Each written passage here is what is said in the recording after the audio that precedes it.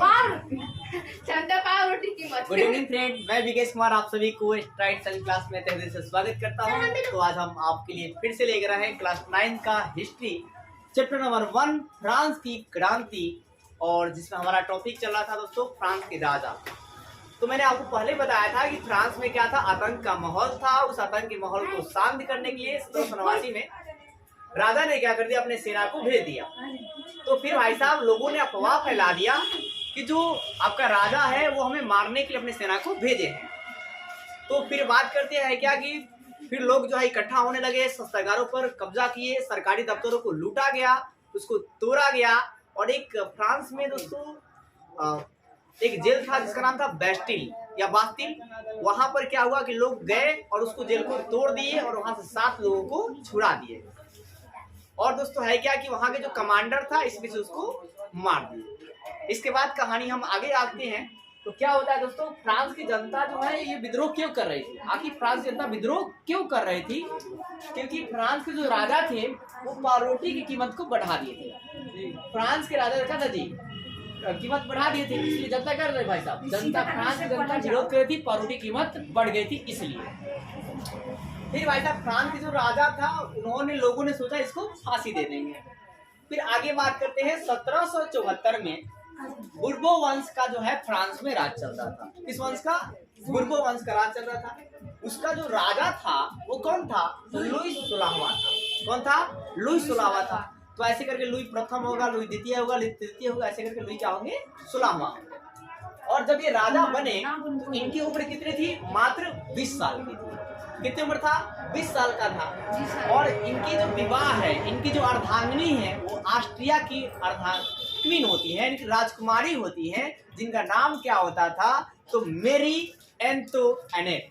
क्या नाम था? मेरी एंटोइनेट। क्या नाम था?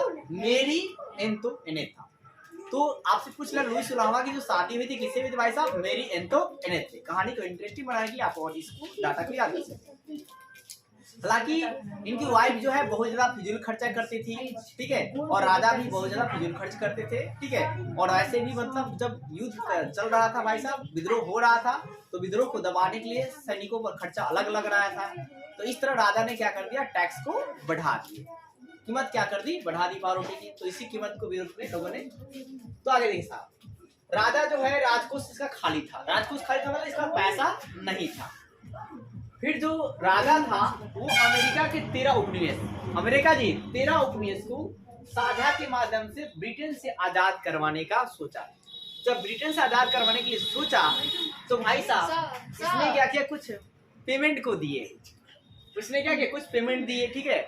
अब यहाँ पर और इसके पास कर्ज हो गया, फ्रांस के पास, राजा के पास और क्या हुआ, कर्ज में दब गया।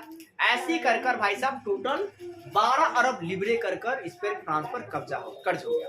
अब इस कर्ज को कैसे सुधारा जाए? ऊपर से इस पर इंटरेस्ट, मतलब इस पर ब्याज भी कर्ज पर था। कितना भाई साहब? 10% इसको ब्याज भी देना था, इंटरेस्ट भी देना था। तो राजा ने दिमाग लगा कि सबको समाधान कैसा किया जाए, तो उसने क्या कर दिया, टैक्स को बढ़ा दिया, कीमत को क्या कर दिया, बढ़ा दिया, टैक्स बढ़ा दिए। तो जनता क्या करी दोस्तों, गुस्सा गई। तो इसके बजाय तो आज ही दोस्तों इतना ही। और एक बार आप क्विक रिवीजन समझ लीजिए, शॉर्ट देखते हैं क्या बताया हमें। फ्रांस की जनता ने पावरोटी की कीमत बढ़ जाने पर विरोध किया था और फ्रांस के राजा को फांसी देने की मांग की। फिर 1774 में बुर्बो वंश का राज फ्रांस में चल रहा था। उसका राजा लुई 16वां था, जिसकी उम्र 20 साल की थी। इसकी विवाह ऑस्ट्रिया की राजकुमारी मेरी एंटोइनेट से हुई, जिसका अब इस राजा का जो राजकोष था वो क्या था, खाली था, मतलब इसके पास पैसा नहीं था।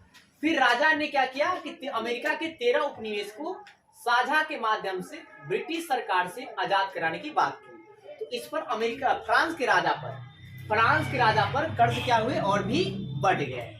और ये कर्ज लगभग टोटल कितने हो गए? तो 12 अरब लिब्रे हो गई। साथ ही इस पर ब्याज कितना था? तो भाई साहब 10% ब्याज भी बढ़ रहा था। तो राजा ने कहा कि समस्या को समाधान कैसे करेंगे? तो भाई साहब उसने टैक्स को बढ़ा दिया। टैक्स क्या किए? बढ़ा दिए।